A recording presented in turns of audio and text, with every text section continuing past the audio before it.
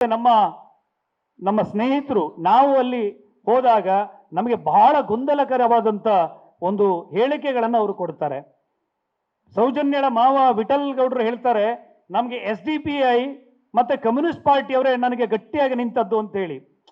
ದುರ್ದೈವವಶಾತ್ ಆಗ ನಾವು ವಿಡಿಯೋ ಮಾಡಲಿಕ್ಕೆ ತಯಾರಿ ಮಾಡಿರಲಿಲ್ಲ, ಏನು ವಿಡಿಯೋ ಕ್ಯಾಮರಾ ಆನ್ ಮಾಡಿರಲಿಲ್ಲ. ಅವ್ರನ್ನ ಸೌಜನ್ಯ ಅಂತೇಳಿ ಒಂದು ಹೋಟೆಲ್ ಮಾಡ್ಕೊಂಡಿದ್ರಲ್ಲಿ ಅಲ್ಲಿಗೆ ಹೋಗಿ ನಾವು ಮಾತಾಡಿದಾಗ ಅವ್ರ ಮನೆಗೆ ಹೋಗಿ ಅವ್ರ ತಾಯಿಯನ್ನ ಮಾತಾಡಿಸಿ, ಅವರ ಮಾವನನ್ನ ಮಾತಾಡಿಸಿ, ಪುರಂದರ ಅವರ ಅಜ್ಜನನ್ನ ಮಾತಾಡಿಸಿ, ಇನ್ನೊಬ್ಬ ಮಾವ ಯಾರು ಹೋರಾಟ ಮಾಡ್ತಾ ಇದ್ರಾಗ ವಿಠಲ್ ಗೌಡರು, ಅವ್ರು ಬೇಕು ಅಂತ ಹೋದಾಗ ಅವ್ರ ಹತ್ರ ಹೋದಾಗ, ಸರ್ ನಿಮಗೆ ಯಾರೆಲ್ಲ ಸಪೋರ್ಟ್ ಮಾಡಿದ್ರು, ಏನು BJP ಅವ್ರು ನಿಮ್ಗೇನು ಸಪೋರ್ಟ್ ಮಾಡಲಿಲ್ವಾ ಅಂತ ಕೇಳಿದೆ.